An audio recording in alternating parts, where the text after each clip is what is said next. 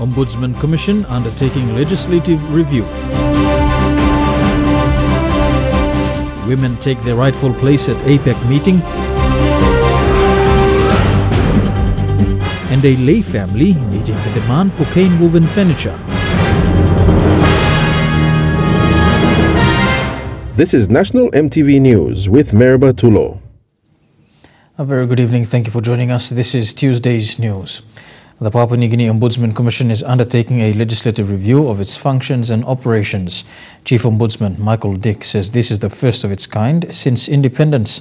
The head of the watchdog made this statement after presenting its 2014 and 2015 yearly reports to Government House this morning.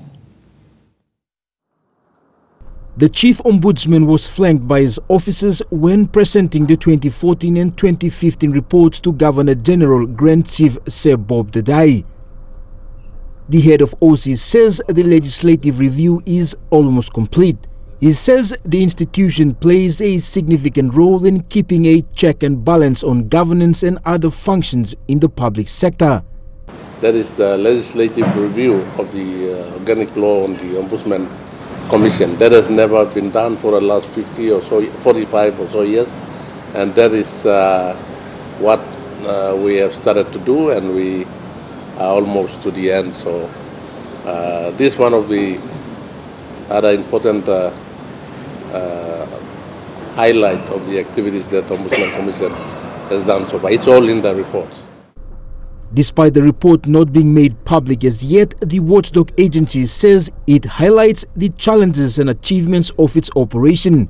Investigation is the core function of the Commission and challenges remain in its administration. Each entity has its challenges, each entity has its strengths, and our core functional area has been the investigation that has captured sufficient information on what Ombudsman Commission has been doing on the investigation front. Likewise, challenges we have in terms of administration are also captured.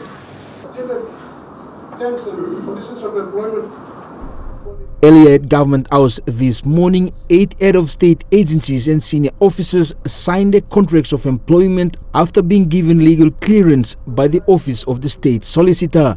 Among them, the Public Curator Jacob Popuna, Bank of PNG Governor Loy Bakani, and Ruel Yamuna from the Climate Change and Development Authority.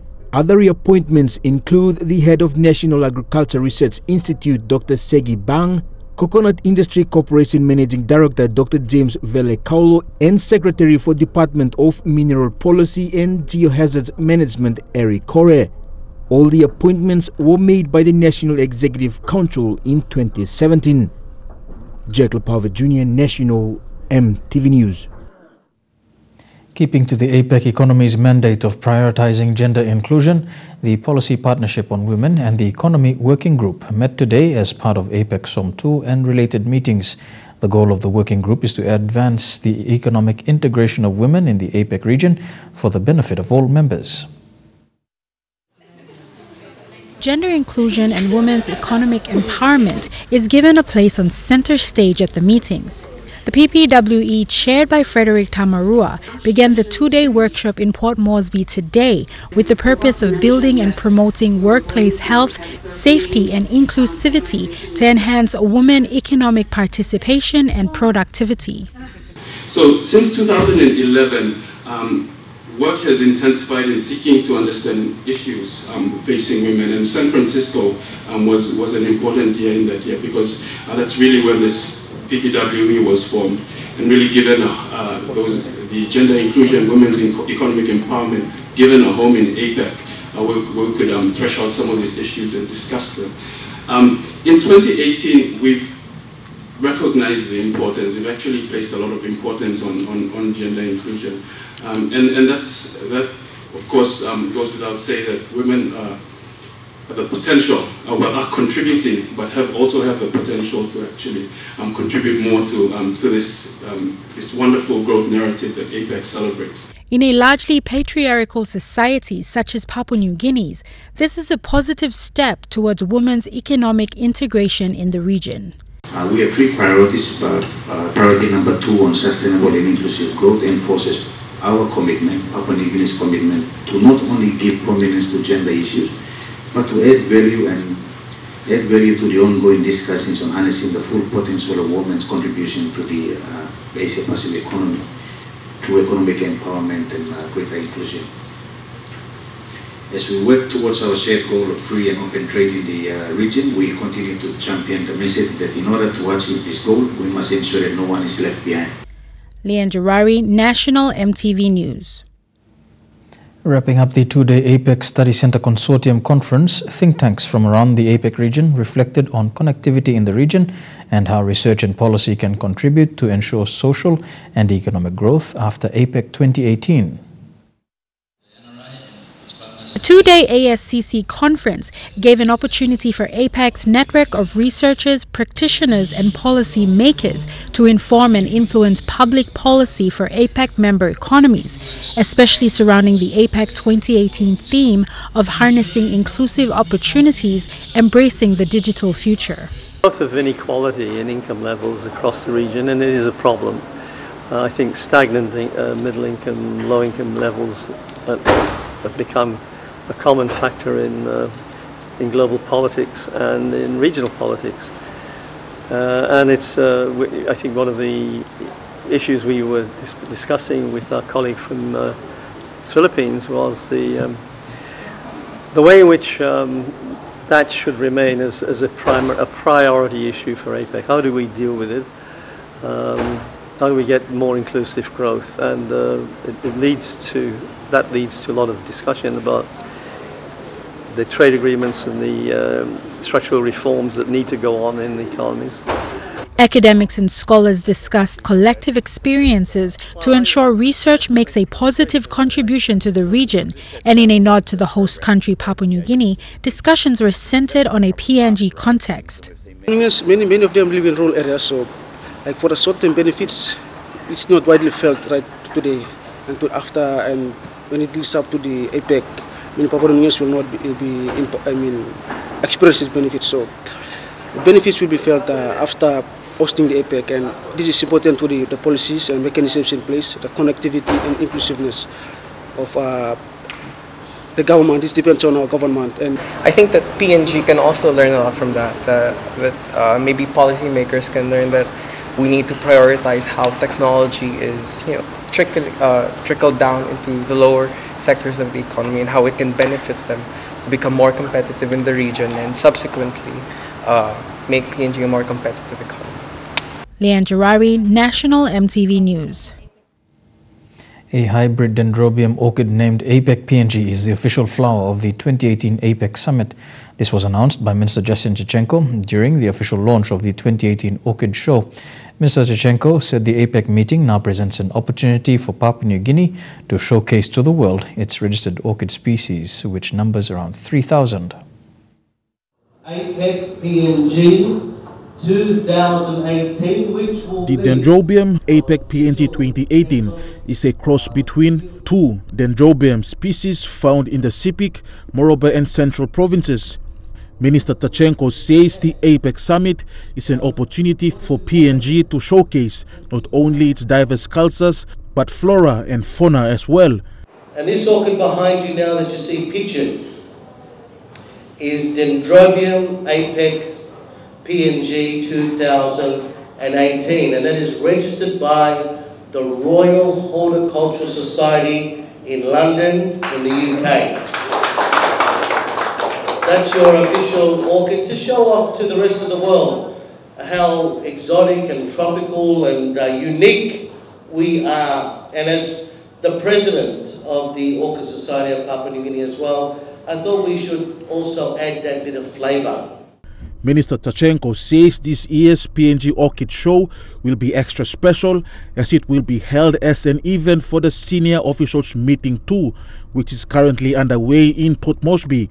Our guests from all over the world will be able to see over 10,000 flowering, beautiful flowering orchids in full flower, rainbow of colours at National Parliament. So our guests will be privileged to see the beautiful iconic National Parliament building, as well as all the beautiful orchids that go with it as well. The minister also announced an official APEC garden will be launched at 14 Mile outside Port Moresby.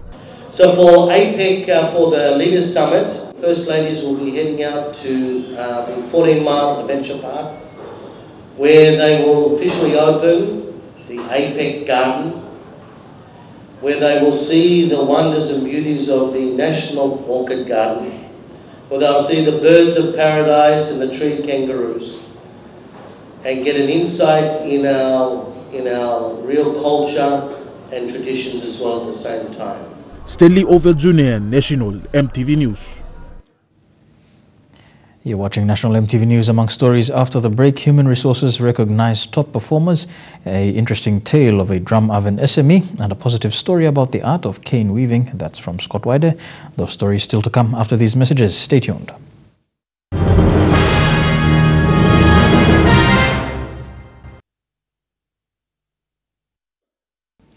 Welcome back to the news. Petroleum Minister Fabian Pock says Oil Search should not shift blame to the PNG government for payment of royalties to landowners in the PNG LNG project. In a statement today, Minister Pock said levies have been paid. However, royalties were withheld because of court cases around the landowner identification process. Minister Pock explained that Section 47 of the Oil and Gas Act states developers are responsible for identifying beneficiaries before agreements are signed.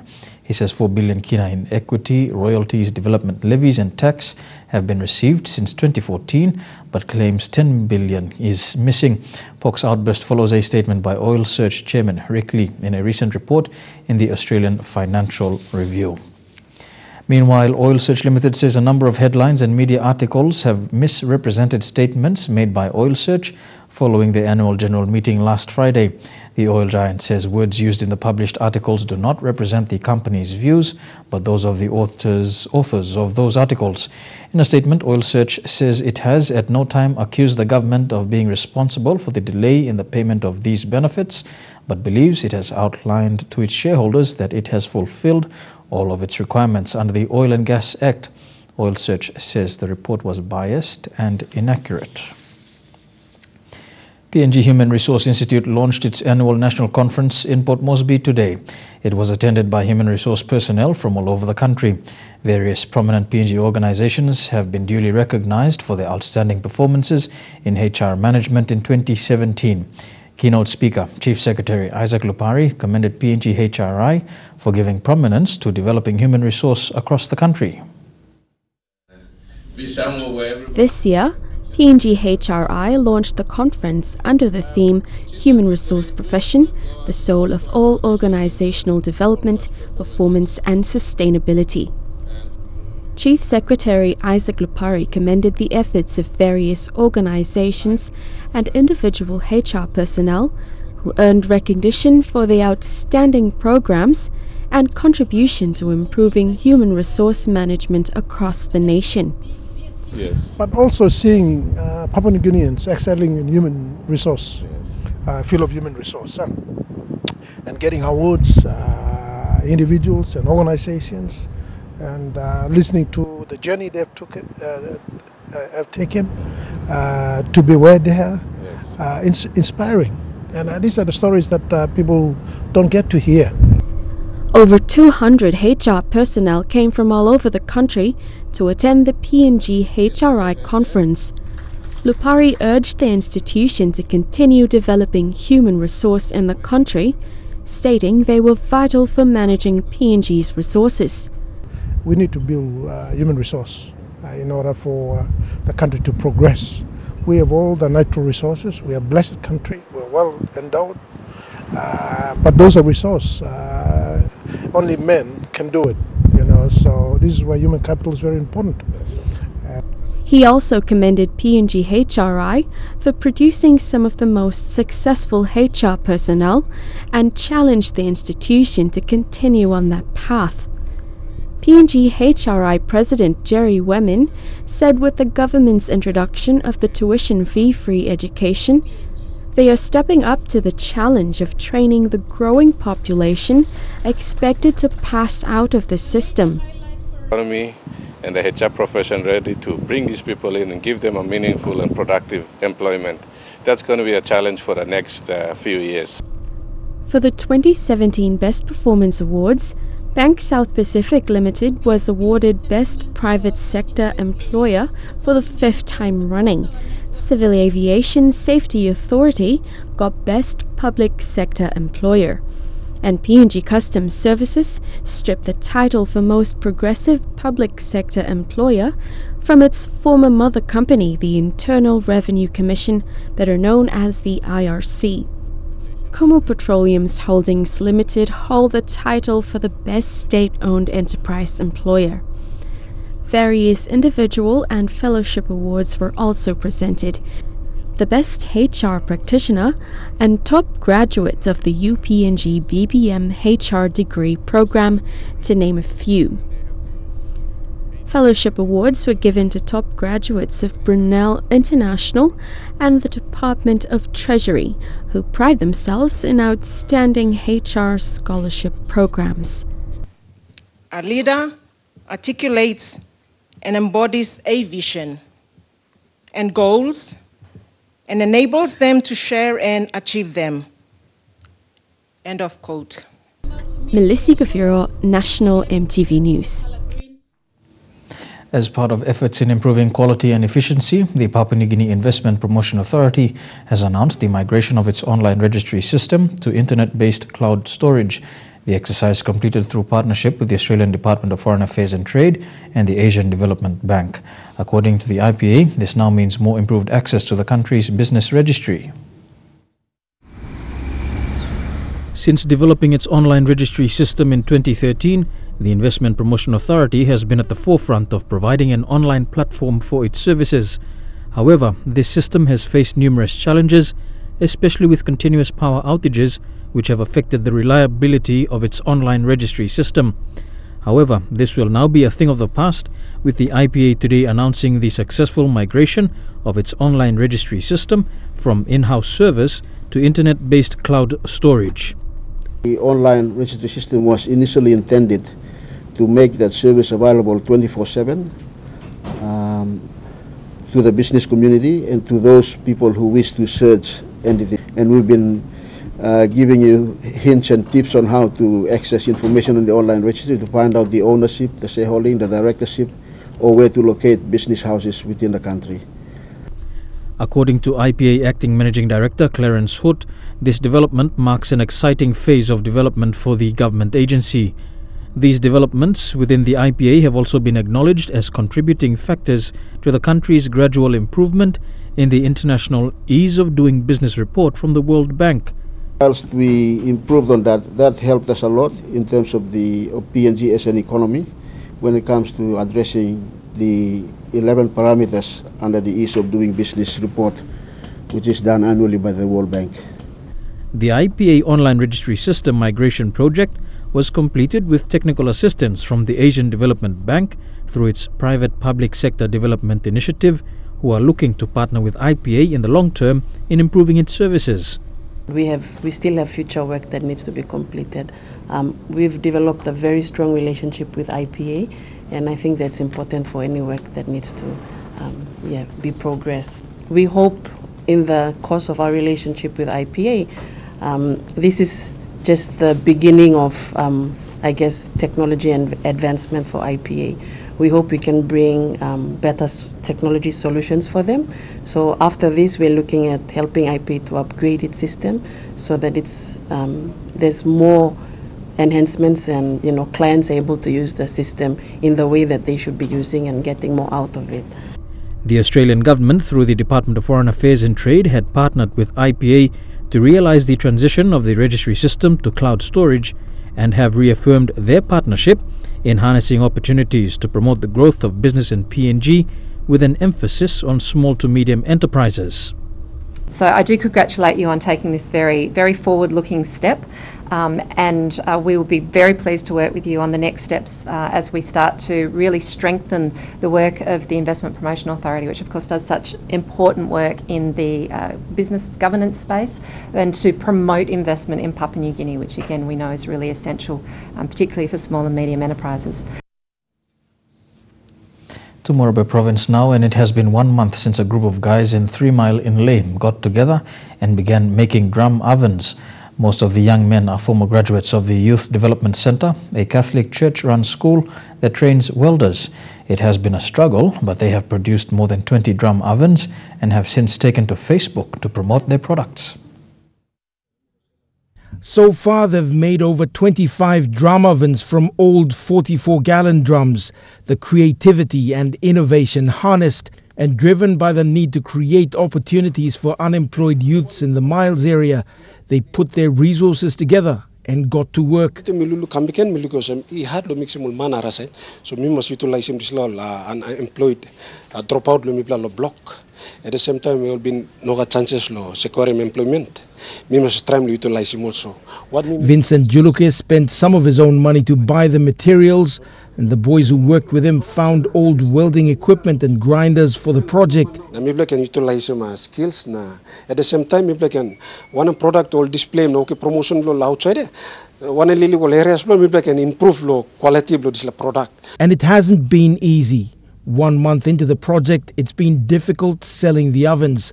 Last week, Vincent began using Facebook to promote what they've been doing. Lots of positive comments, still no sales, but they're confident things will get better. Planetime government, all politicians, all members, all time also campaign also talk. You man lot place, you man lot, you only ground past them, ben bamiga. So this like all thinking so okay, maybe that's the right time. So I think people are starting move no people look at this little man way. Also over time say blame this look eh. If no people start of no whether assistant people na securing people little side providing some assistance or no other this like. Each drum oven is a work of art. Each has the capacity to roast up to 12 chickens in one round. Vincent says one customer who bought a drum oven last week is now making up to 400 kina per day from selling buns he's making from the oven. Scott Waide, National MTV News, Leh. Small to medium enterprises have been developing largely without government support in the Momase region. In Leh, a family has begun making cane furniture and they've found that there is a demand for it. Our Leh crew found the Yawing family of Yalu who learned the art from a family friend. Jack Yawing and his family began making cane chairs about a month ago. Along the Leh Nadzab highway, they have a small display laid out on the grass every day. It's a small project that has drawn a lot of interest from tour operators and business executives in Leh City who have come to buy the products. Wash him, clean him now. Bend him. Bend him, sambla, split him. Jack learnt the art from a family friend who taught them how to make the chairs. It's all handmade and part of a local industry that's picking up pace, according to Jack and his family. A large chair sells for 800 kina, the double chair 1,200. Jack says the biggest demand is for the single cane chairs. Several orders have been placed already. It's an industry that is using local materials and labor to generate income for families. Scott Waide, National MTV News, Leh. Here with Tuesday's news, we'll have more of the day's stories after these messages. Don't go away.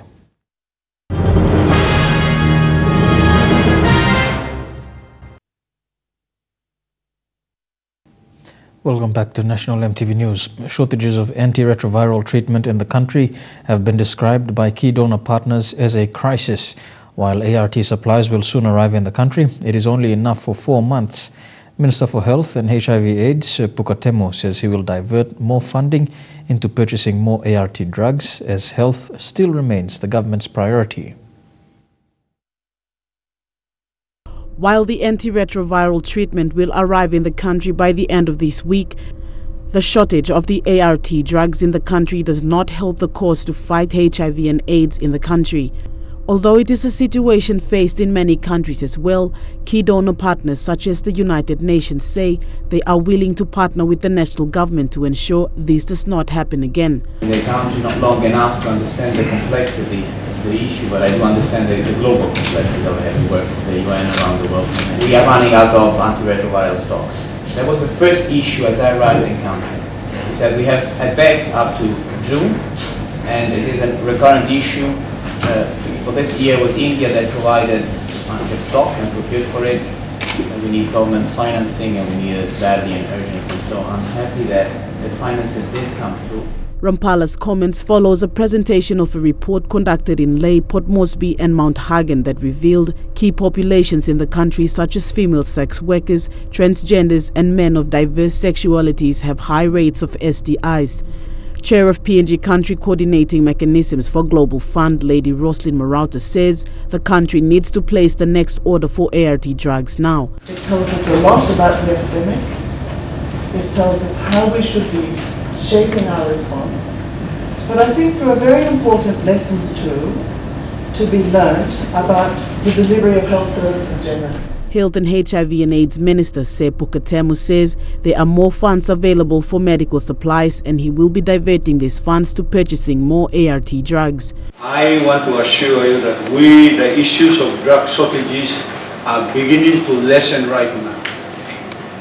For example, we distributed 100% kits that first arrived, the next second batch arrived now. The Counting Me Too study led by Dr. Angela Kelly-Hanko is said to have highlighted the HIV and AIDS epidemic in the country and to help shape how PNG will respond to the fight against HIV and AIDS, especially among vulnerable people in the society. Stacey Yallo, National EMTV News.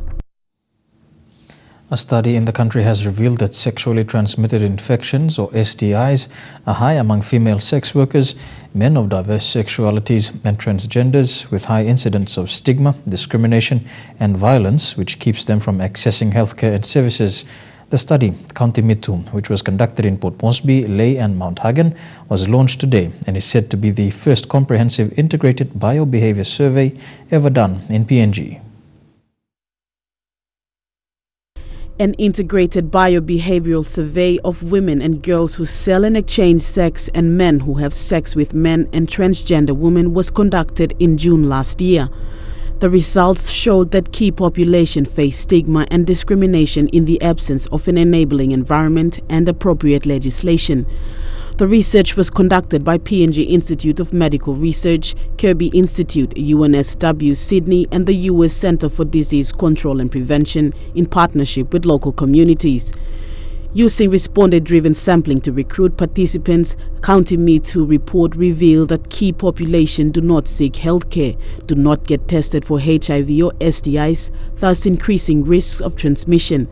They also face violence from police, clients and by individuals in communities because of their sexual practices, thus increasing their vulnerability to STIs. The report states that almost half of the MSM TG in Port Moresby and Lae felt the need to hide their sexual practices and or gender identity when accessing health services.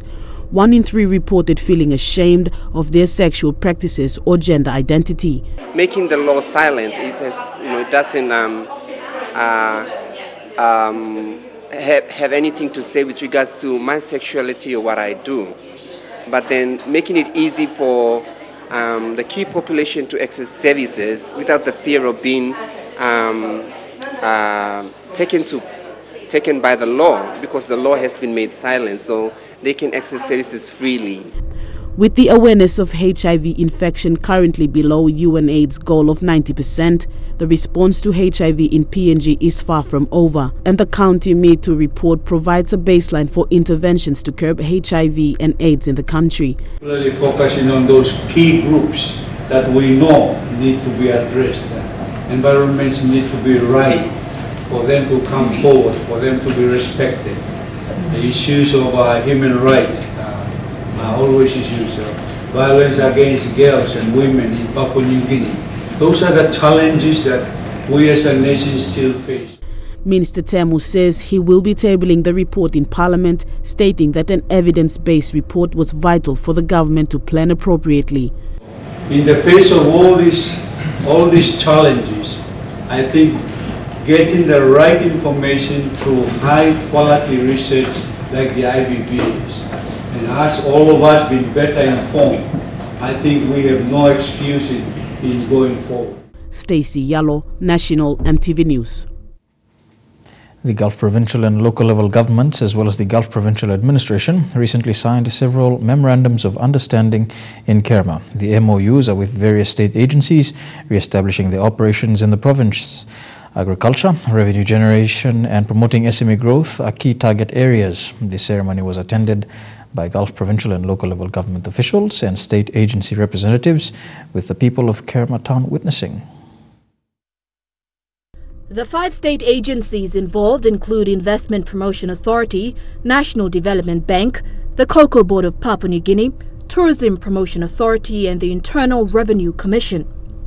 Although a small step, the signing of the MOUs is a significant progress toward restoring government services in the province. In the 2018 budget, Deputy Prime Minister and Treasurer Charles Abel encouraged the signing of MOUs between provincial governments and various organizations.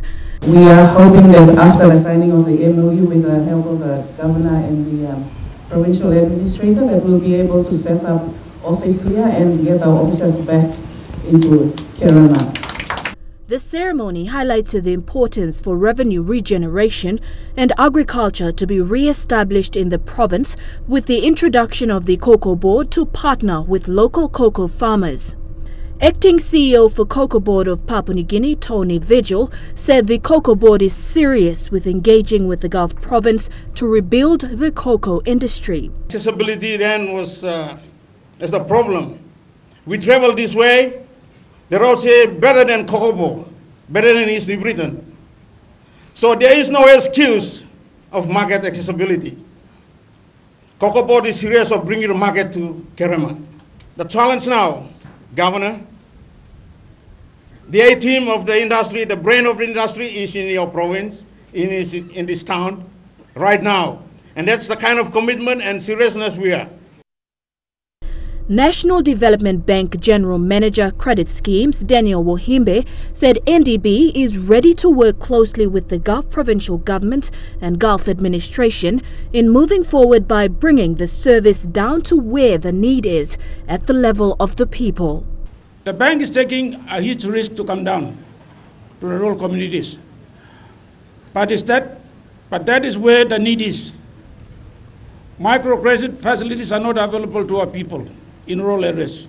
The provincial government has had a vision now to partner NDB, providing leverage with security funding.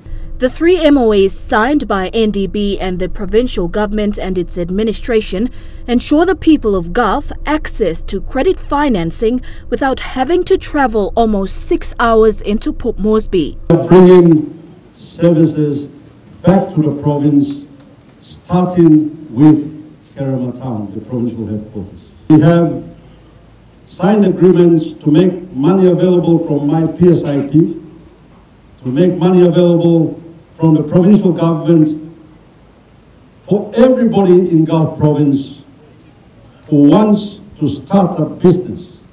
Governor Haiveta said the provincial government's aim through this initiative is to push for the utilization of the land through agriculture, business and rural empowerment by launching the services that were lacking, bring back those that have left years ago and gone away, and introduce those which the province has never seen. He said although the signing of the MOUs is a small step, the cooperation between his government and these agencies will result in significant outcomes. I hope today we will sign this document here, this MOU, and by providing roadmap, cultural education programs, heritage management plan, all something become a province. People are challenged to me long province that we go up and down here often. And planning them, people come to the provincial staff officials here. People are asking, people supply anymore. Also, the whole style must be. That has to stop. You guys have to stay in the province and work. Thank you. Helen Seau, National EMTV News. A sausage factory located at 2 Mile in Leh refused to provide a permission notice from the Leh City Council Health Division that allowed them to resume operations today. The Chinese company, trading as Wongshang Limited, was ordered to close by the division a month ago for not following government's requirements and regulations. The company's general manager, Hui Chen, said they were told to operate this morning by an officer from the Leh City Council Health Division, whose name he refused to give. The sausage factory resumed operations this morning after it was ordered to close on the 17th of April by the Leh City Council Health Division led by Inspector Paul Wiwi. We asked for a copy of the official permission notice from the division that allowed them to resume operations today. The company's general manager, Hugh Chan, was unable to provide us with the document. Chan told us that they were told to operate by an officer from Lae City Council Health Division and refused to identify the officer. This issue has been ongoing for almost a month. A family reported it in 2014 to Lae City Council Health Division over sausage waste from the factory being disposed into a nearby creek next to the residence. After 2 attempts of ineffective inspections in 2017, the matter was reported again this year and a 3rd inspection was conducted. The inspection showed that the company failed to provide evidence that it followed the government's requirements and regulations to operate. This is the 2nd time the sausage factory was given the permission to operate by an officer from the Lae City Council Health Division without an official permission notice. On Wednesday last week, the company resumed operations after the closure notice was issued. It was told to close again on the 10th of this month. This was the 2nd attempt by the division after a month. Meanwhile, the company is trading licenses with the division. It will be given back to them if they meet the government's requirements and regulations. Julie Badui Owa, National EMTV News, Lae. Yeah, with Tuesday's news, we take a look at what's happening in sports next. That's in Trukai Sports after these messages. Stay tuned.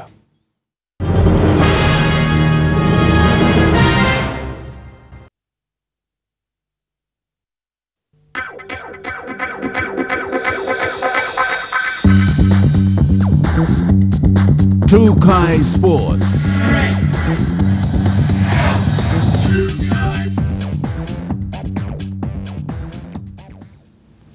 Welcome to Trukai Sports. We begin with Rugby League, and in the Queensland Intra Super Cup, last weekend's SP Hunters winning team has been retained for the round 11 clash against the Central Queensland Capras. The Hunters will take on the Capras this Saturday at the Oil Search National Football Stadium. The Hunters coaching staff has retained an unchanged lineup, with Edene Gebi named on the extended bench. I think consistency is one thing that we're looking at also. So, in saying that, we're not discounting, performance on any individual, regardless of experience or not.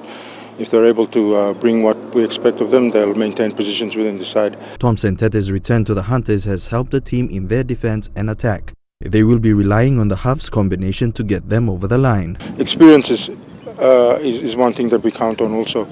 We've got big game players here also, but if the team can gel together and manage the different situations on the field, that they can step up for us, that's what we want.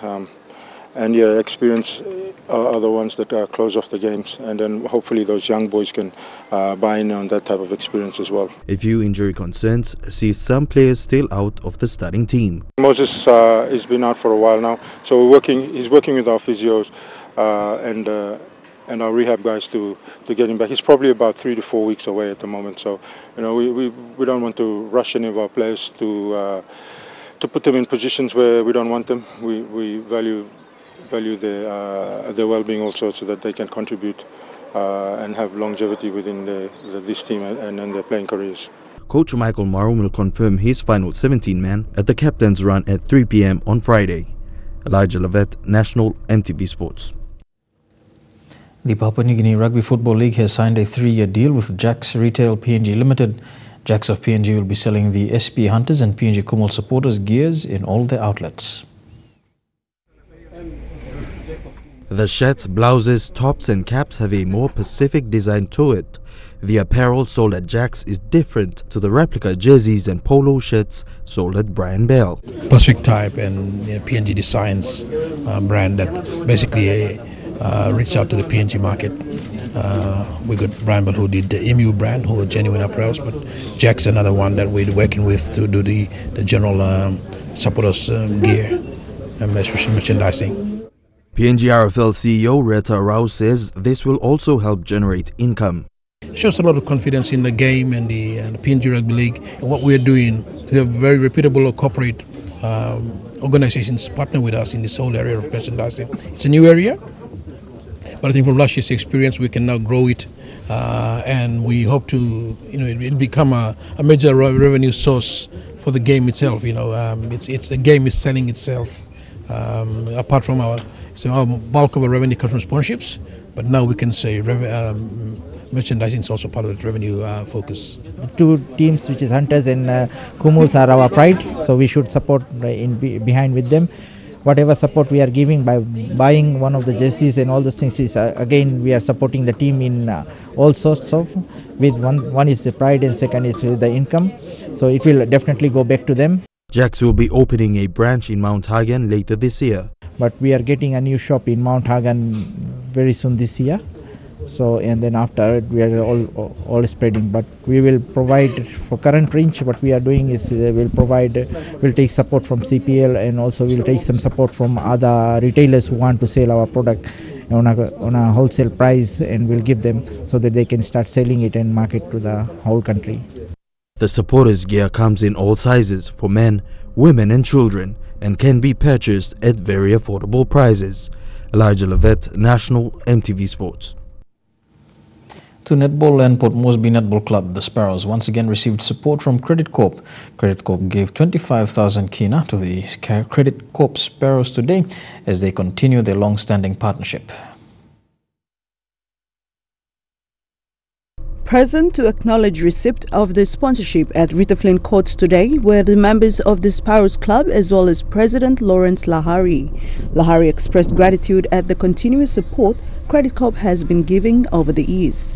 On behalf of the Credit Corporation Sparrows Netball Club, we just want to say thank you to Credit Corporation, to Mr. Wrightsy and Mr. Roberts here for their support over the last 2 years now, and this being the third year. Sparrows Netball Club have juniors from under 10 right through to the Premier Division with just over 100 player membership. So we're proud of this partnership with Credit Corporation. And once again, thank you to the Credit Corporation company for sponsoring Sparrows Netball Club. Sparrows senior player Courtney Abel was at hand to highlight how the sponsorship will help the club enhance its programs. We wouldn't be able to be so successful without Credit Corp's help. So yes, on behalf of the players, I'd like to thank you guys so much. We've got a fantastic pathway program for our junior netballers. And we have all these community initiatives which we intend to carry out, and all of this wouldn't be possible without Credit Corp. So yes, we'd like to thank you guys again, and we hope that we make you proud. With the club now fielding teams in all divisions, starting from under-10s right through to the Premier Division, over 100 Sparrows players will be registered in the Port Moresby Netball Association. And Credit Corp's General Manager Andy Roberts was pleased to continue supporting the club. And Credit Corporation is very pleased to announce its sponsorship again. It is the third year we've sponsored the Sparrows, and we're very proud to be a part of this fantastic club.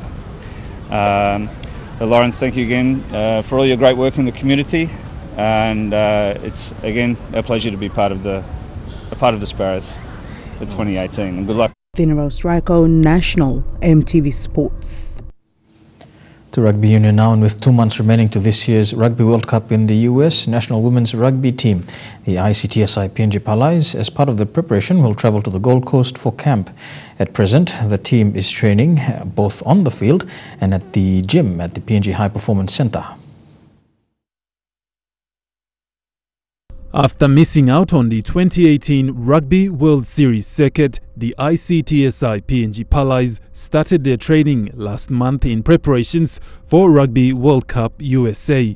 The team, assisted by High Performance Sport, is training at the gym on Thursdays and Fridays, while early part of the week is spent on the field and training under the guidance of coach John Larry. With Rugby World Cup being their first to qualify for and participate in, the ICTSI PNG Palais have taken into account areas of improvements and techniques required to draw a new game plan. The trip to Gold Coast next month will be used to make the final selection of the team before the final team is announced and set for World Cup come July 20th to the 23rd. The team will leave for San Francisco, USA a week before the games. Godwin Eki, National MTV Sports. And we'll have more of Trukai Sports after these messages. Stay tuned.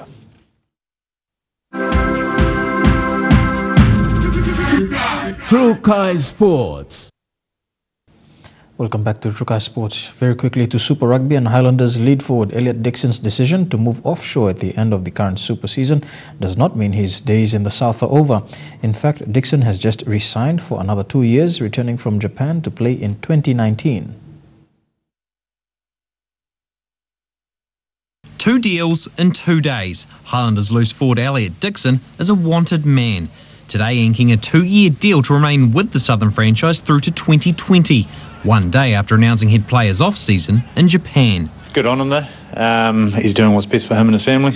The move will allow Dixon to bring up 100 caps for the franchise next season, something he publicly stated he wanted to achieve, with rumours swirling around his future. It's great news for Elliot, and you know the future for him will be an exciting one. One player who won't be back in blue though is Shane Christie, the former Tasman and Highlanders loose forward, officially announcing his retirement from all rugby, a result of concussion. He's had a really good career. You know, he was knocking on the All Blacks doors, and I think he should have been there. You know, the game's poorer without him on the playing side, but you know it'll still be rich with him in terms of his coaching. Despite staying silent on the issue all of 2017, Christie's teammates were full of praise for the 32-year-old this afternoon, saying it had been a difficult decision to walk away. You know, I'm good mates with him. I know what he's been through, and I don't wish that on anyone.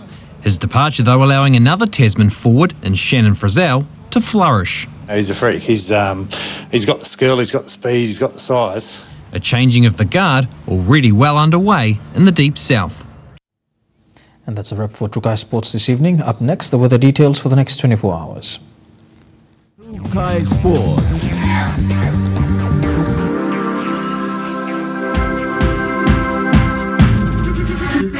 Trukai Sports. The weather details were proudly brought to you by Dulux, celebrating 50 years in PNG and the only paint made in PNG.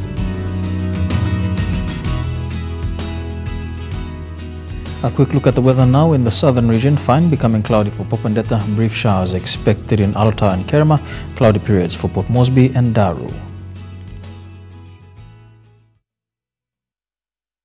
The weather details were proudly brought to you by Dulux, celebrating 50 years in PNG and the only paint made in PNG. And that's all we have time for tonight. On behalf of the entire EMTV News team from around the country, pleasant viewing for the rest of the evening. Good night.